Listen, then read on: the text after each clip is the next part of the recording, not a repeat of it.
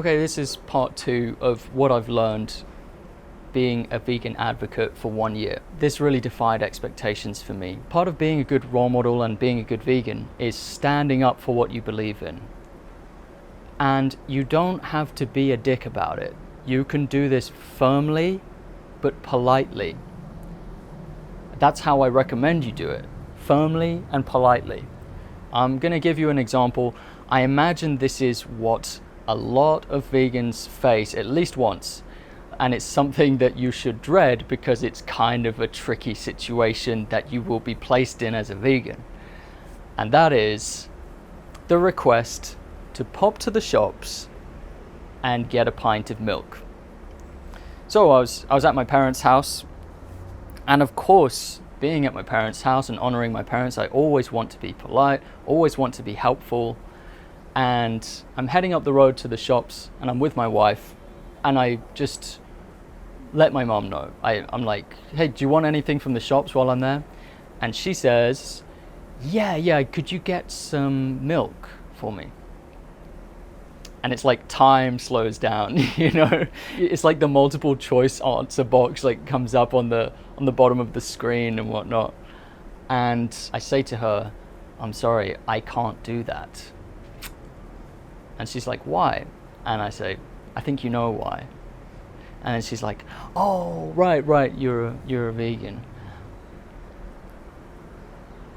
That was a particularly tough choice for me, because the reason she asked that is because my father has cancer.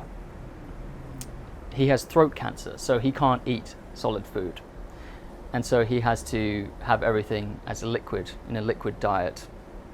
And they mix that liquid diet with milk, with cow milk.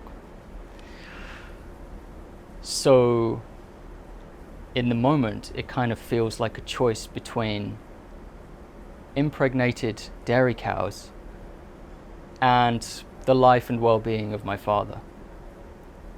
Tough choice. Well, I go on to say, like, look, I can get you soy milk, and soy milk is just as nutritious as dairy milk, perhaps even more so. It's fortified with all of the vitamins and things you need, and it's high in protein, blah, blah, blah. She says, look, no, we're going to stick with what we know for the milk formula. So I will go down later. Speaking as my mom, she said, I will go down later and get some dairy milk. I said, okay. And I said, I'm sorry that I couldn't help more.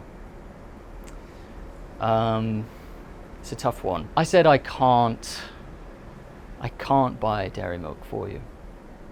I've witnessed the same conversation with my wife and my wife's family, where she was asked to get a pint of milk from the shops. And she handled it really well. It was the same kind of thing. And as we were walking to the shops, I asked my wife, how do you think I did? We're both vegans, so I said, how do you think I did? And she said, I think you did really well, and you should be proud of yourself.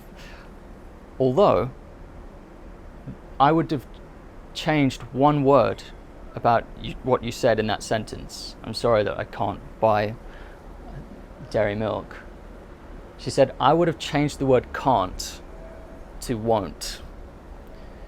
And I found that very interesting. I can't buy dairy milk suggests that you don't have the power over yourself, suggests that you are following some kind of rule and it's no longer a choice for you, and that you're not empowered.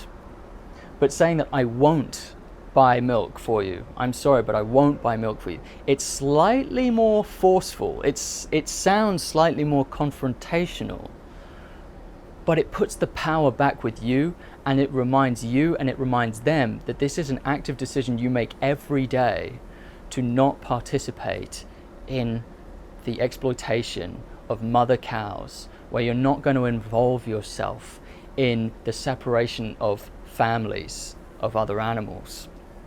You're not going to involve yourself in the routine rape and artificial insemination of other species. And of course, the killing of animals when they stop lactating and they're unable to produce more calves. But it puts the power back with you, and it's a bit more honest as well. Like, of course, I could buy dairy milk, but I won't buy dairy milk. It's a small difference, but that small difference in sentence structure, it means a lot. And I'm interested in how language is used in that way, and how we can imply and convey things and maintain and empower ourselves through language. I think language is a very important component in this. Language is the toolbox that we have as vegans. We're never going to use force. We are entirely a peaceful community. So what we have is our language. That is the toolbox that we can employ to help the animals. So it's something that interests me, and I think maybe it would interest you as well. And the last thing I want to end this on, I've been reading a lot of like Marcus Aurelius and Ralph Waldo Emerson, some of these kind of Stoic self-help guys. I do like that kind of stuff because it just helps me deal with the bullshit that people bring to me, you know? That's how they should market it. Like, it helps you deal with bullshit. But there's this one phrase that it's like a mantra that I can tell myself as a vegan advocate. And that mantra is, I am responsible for what I say, but I'm not responsible for what you understand. That kind of alludes to this concept in Stoicism, which is the dichotomy of control. So there is a sort of line, it's kind of a blurry line actually, but there's a kind of line between what you're able to control as a free agent and the outcomes. And if you can't control the outcomes, then why worry about it? And it's a great one to create mental toughness. As vegans, we are going against the grain. That can be difficult. You can expect to receive a lot more bullshit than normies. That can create fatigue. And so having these Stoic mantras, I suggest that you read some Marcus Aurelius, some Epictetus, because we have to be tough. You gotta be a little bit tough. And you mustn't ever see yourself as the victim in all of this, because the animals are the victims. Always. The animals are the true victims. But yeah, I wanted to end it on that. Thanks for joining me out here on my roof. I'll see you in the next one. Goodbye. Remember that howsoever you are played, or by whom, your soul is in your keeping alone.